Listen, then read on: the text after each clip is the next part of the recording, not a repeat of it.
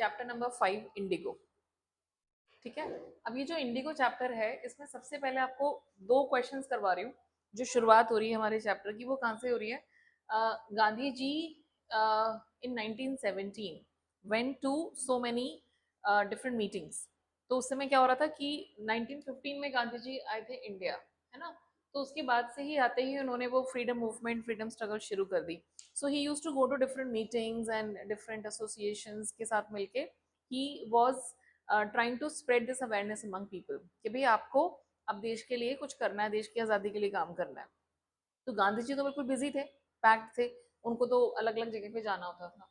तो अचानक से उनकी नज़र पड़ी राजकुमार शुक्ला पे। तो ये जो इंसान था ये बिल्कुल कैसा था? He was poor and emaciated. ये वर्ड याद रखना, ये आपको एमसीक्यू में काम आएगा। इमेसिएटेड का मतलब होता है बिल्कुल पतला, बहुत ही थिन एंड स्किनी। एक जो बंदा बहुत ही पतला दुबला सा होता है, पर क्यों? या तो इलनेस की वजह से पतला हो गया है या फिर लैक ऑफ फूड।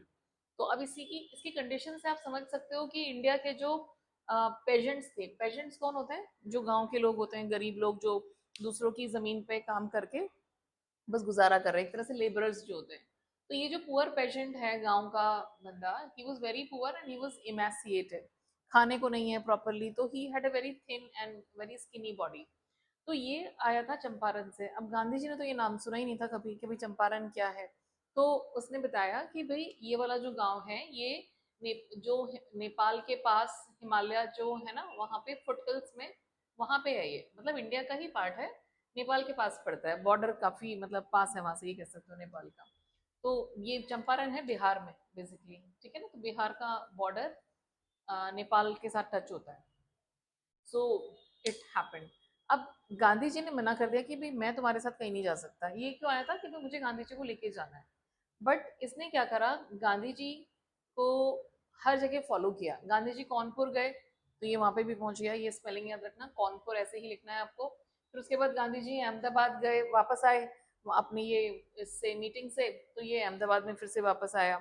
उसके बाद गांधी जी कैलकाटा गए। पहले हम कैलकाटा कहते थे ना कोलकाता को, तो आपको कैलकाटा ही लिखना है। फिर उसके बाद गांधी जी कैलकाटा गए तो ये वहां पे भी गांधी जी को फॉलो कर रहा था, ठीक है ना। तो कानपुर, अहमदाबाद, फिर उसके बाद गांधी जी कैलकाटा गए। तो he was following Gandhi ji everywhere. And ये सब देख के ना तब गांधी जी को लगा कि नहीं भी कुछ तो बात है। And he was impressed by his tenacity. Another word for your MCQs again. Tenacity का मतलब क्या होता है? आपका परसिस्टेंस, आपकी ग्रिप, कि आप कुछ चीजों को छोड़ते नहीं हो, आप पकड़ के रखते हो और आप जब तक वो मतलब जरूरी है तब तक। तो ये देखने के बाद he was very much impressed. और दो चीजें हो गई कि गांधी जी इम्प्रेस हो गए उसकी इस परसिस्टेंस से कि ये बंदा वाकई में कुछ सीरियस कॉज के लिए आया है मेरे पास, so I have to do something. और गांधी जी ने कहा चलो भाई अब कहाँ लेके चलना है, चल मैं तेरे साथ चलता हूँ। So he boarded a train to Patna. तो ये गांधी जी को कहाँ पे लेके गया? पटना में। अब पटना में कौन थे जो बाद में बने थे इंडियन नेशनल कांग्रेस के president?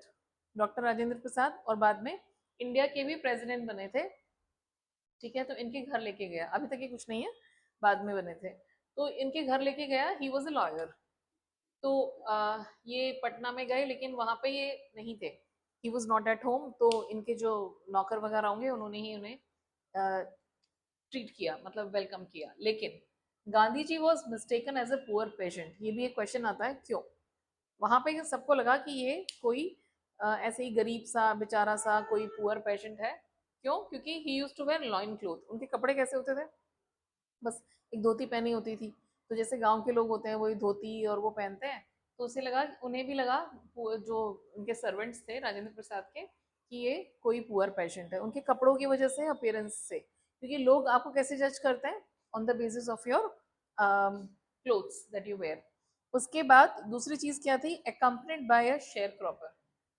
People are known by the company they keep. सुना है ये? तो same thing happened with him also. भाई किसके साथ आए थे गांधी जी? एक पुअर पेशेंट के साथ। उसकी तो शक्ल देख के, हालत देख के पता चल रहा था he was a very poor and emaciated person. तो इन्हें लगा कि ये भी क्या है, ये भी एक बेचारा सा कोई शेयर क्रॉपर है। और इसकी वजह से उन्होंने क्या किया, गांधी जी को भी ट्रीट ऐसे ही किया। और उन्हें ये भी लगता था कि ये अनटचेबल है। आपको पता है उस समय इंडिया में अनटचेबिलिटी वॉज प्रिवेलिंग।